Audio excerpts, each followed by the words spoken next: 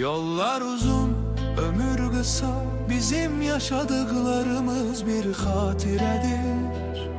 Yollar uzun, ömür kısa, bizim yaşadıklarımız bir efsanedir.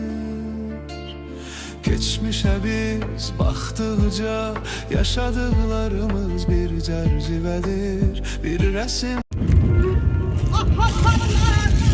Bir şey bitirme.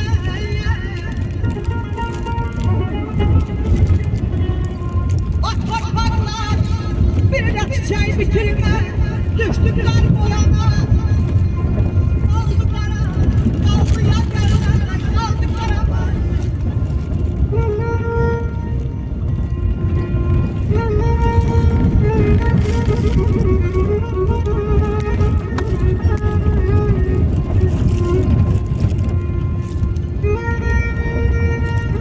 Şahıs saçımızı qara döndərir, dillər başımıza ərçəkəcək.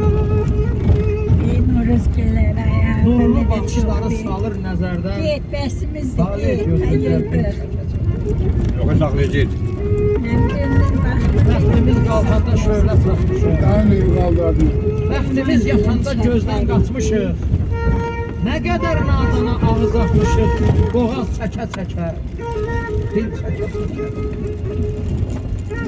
Timsahlar gözünün yaşını sıxdı, yalanlar dünyanın sonuna çıxdı.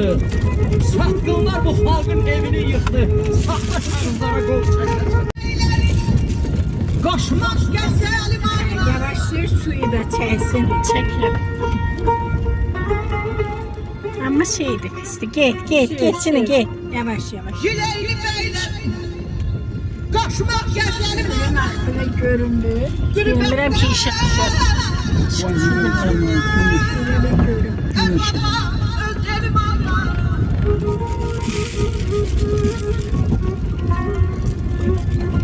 Akdağımı Xocalı Füzuli Allah.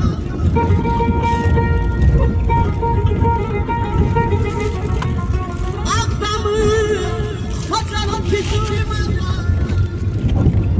Yürekle kadalmaz